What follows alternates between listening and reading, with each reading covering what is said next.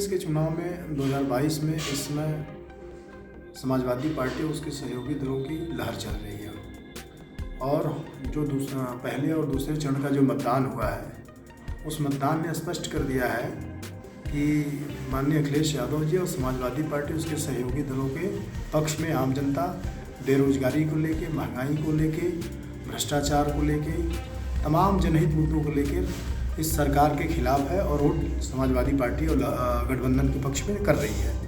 इससे क्लियर है कि समाजवादी पार्टी गठबंधन की सरकार बनेगी उत्तर प्रदेश में। देखिए, इनके दावे में बहुत गहराई नहीं है और पिछले जो 2017 में जो इनकी लहर थी माननीय मोदी जी के कामों पर और भारतीय जनता पार्टी के पक्ष में, उसमें इन लोगों ने तमाम वादे किए थे, जैसे नौकरी देंगे नौजवानों को, हर साल 50 लाख नौकरी देंगे, रोजगार के साधन बढ़ाएंगे, विकास करेंगे। इन्होंने कोई ऐसा काम नहीं किया कि जनहित के मुद्दे पर जनता इनके साथ। देखिए, हिजाब कोई बहुत बड़ा मुद्दा देश में नहीं है, वो एक तरह से मुसलमानों की बात है और मुसलमानों की बात करके ये ध्रुवीकरण, पोलराइजेशन करने की बात होती है। खास करके भारतीय राजनीति में आप जान ही रहे हैं कि मुसलमानों को लेकर किस तरह की बयानबाजी होती है। अब उत्तर प्रदेश का चुनाव चल रहा है, भारतीय जनता पार्टी लगातार मुसलमानों को ही टारगेट करके उत्तर प्रदेश की राजनीति में ध्रुवीकरण करना चाहती है। एक तरह से राजनीतिक ध्रुवीकरण की बात है हिजाब को लेकर। मंदिर मुद्दा कोई मुद्दा नहीं रह गया। जब कोर्ट ने कह दिया कि मंदिर बनेगा तो मुद्दा ही खत्म हो गया भारतीय जनता पार्टी का। अब तो आम जनता जानती है कि मंदिर को कोर्ट ने कह दिया कि मंदिर बनेगा, मंदिर बन रहा है, तो अब कोई भारतीय जनता पार्टी का मुद्दा नहीं रह गया। अब कोई मुद्दे का सवाल ही नहीं होता। मंदिर के नाम पर जनता वोट नहीं करेगी। जनता वोट अगर करेगी तो रोजगार के सवाल पर करेगी, अधिकार के सवाल पर करेगी, सामाजिक न्याय के आधार पर करेगी, विकास के नाम पर करेगी। उत्तर प्रदेश में कोई हमको विकास नज़र नहीं है। आप ले लीजिए रोजगार के सवाल पर, तमाम बीएड के छात्र हैं, आंदोलन कर रहे हैं, उनको नौकरी नहीं मिल रही है, भर्तियां नहीं निकाली जा रही हैं।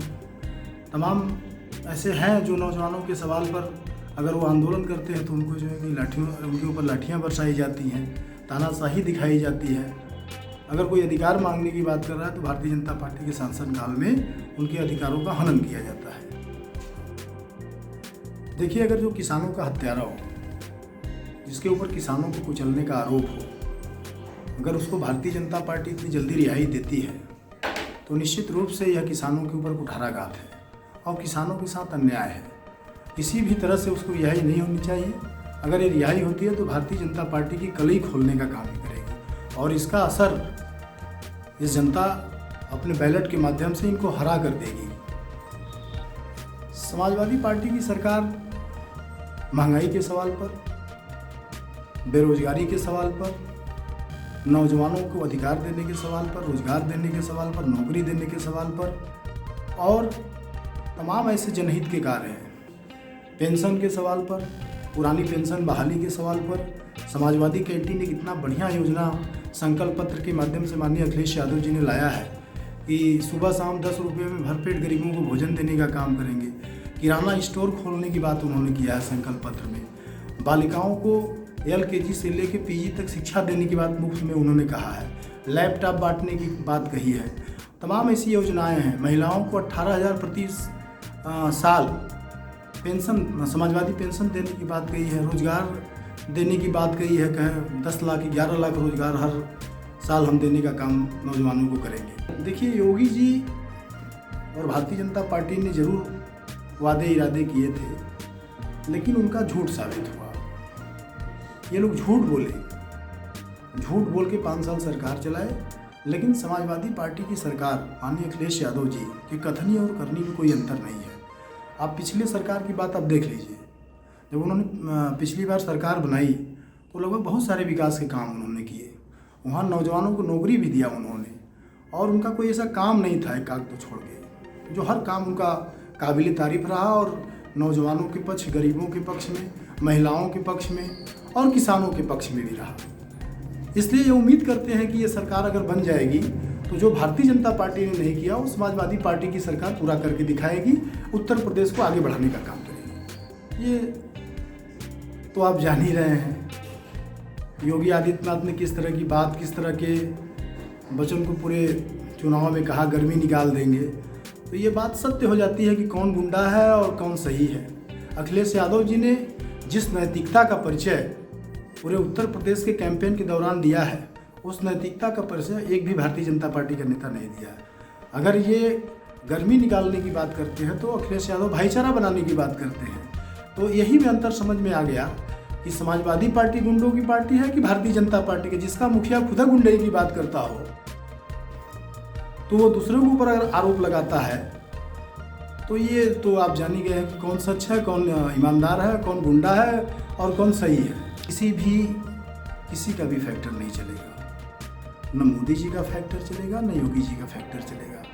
2017 के चुनाव में जरूर मोदी जी का फैक्टर चला था, लेकिन इस बार के उत्तर प्रदेश के चुनाव में सिर्फ फैक्टर चला है तो बेरोजगारी का फैक्टर चला है, महंगाई का फैक्टर चला है और किसानों के ऊपर जो अत्याचार हुए, किसानों ने 1 साल लगातार आंदोलन किया, तमाम 700 किसान मारे गए, ये फैक्टर चलेगा।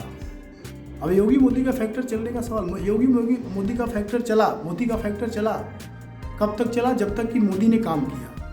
अब मोदी एकदम काम नहीं करेंगे, सब खिलाफत कर रहे हैं, तो कहाँ से योगी मोदी का फैक्टर 2022 में चलेगा? अब फैक्टर चलेगा तो अखिलेश यादव का फैक्टर चलेगा, समाजवाद का फैक्टर चलेगा।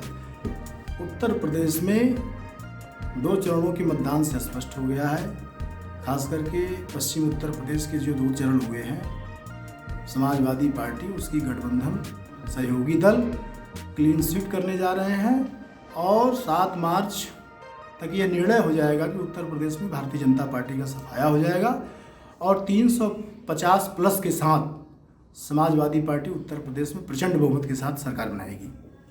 शिवपुर विधानसभा में समाजवादी पार्टी गठबंधन एक तरफा विजय अर्जित करने जा रही है। और माननीय मंत्री जी के विषय में क्या कहना है? माननीय मंत्री जी जब से मंत्री थे 5 साल उन्होंने कहीं दर्शन नहीं दिए।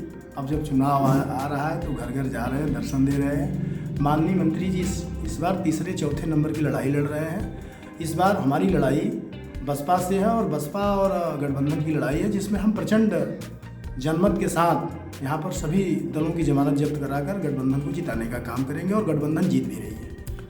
देखिए, वो पिछले बार भी चुनाव लड़े थे, अरविंद राजभर जी पिछले बार भी चुनाव लड़े थे बासडी से और कुछ ही मतों से हार गए थे चुनाव। और ये कोई परिवारवाद नहीं है, क्योंकि अरविंद राजभर संगठन से काम करते हैं, संगठन के राष्ट्रीय महासचिव भी हैं, लगातार काम कर रहे हैं सुहलदेव भारतीय समाज पार्टी में, और काम करके उन्होंने दिखाया है, तब जाके उनको यहाँ प्रत्याशी बनाया गया है। वो ऐसे ही बेटे के नाम पर या परिवारवाद के नाम पर यहाँ आके चुनाव नहीं लड़ रहे हैं। उन्होंने ज़मीन पर काम किया है, लगातार शिवपुर में आते जाते रहे हैं, लोगों के बीच में रहे हैं। तो ये कोई परिवारवाद की बात नहीं है, कोई हानि नहीं है। यहाँ सब अखिलेश यादव जी के नाम पर समाजवादी पार्टी, उनके सहयोगी दल के लोग एक हैं और केवल हम लोगों को और तमाम जो समाजवादी पार्टी के लोग हैं, जो कमेरावादी के लोग हैं, जो प्रसपा के लोग हैं, तमाम जो सहयोगी दल है, केवल एक निशाना है, किसी तरह से उत्तर प्रदेश से भारतीय जनता पार्टी को हटाया जाए। और भारतीय जनता पार्टी को हटाने के लिए हम लोग गठबंधन का जो भी प्रत्याशी होगा उसको हम लोग जिताने का काम करेंगे। कहीं कोई मनमुटाव नहीं है, कोई कहीं गलतफहमियां नहीं है, सारे लोग एक साथ होकर प्रचार कर रहे हैं। आज मैं खुद प्रचार करके आ रहा हूँ अरविंद राजभर जी का, कहीं कोई हम लोगों के दुराव नहीं है। ये देखिए, लोकतंत्र के लिए ठीक नहीं है। लोकतंत्र में सभी लोगों का अधिकार होता है चुनाव लड़ने का, नामांकन करने का। अगर वो गए थे, पार्टी के राष्ट्रीय अध्यक्ष थे और विधायक वर्तमान पूर्व मंत्री थे और उत्तर प्रदेश के बड़े नेताओं में गिने जाते हैं, और उनके साथ इस तरह का दुर्व्यवहार ठीक नहीं है।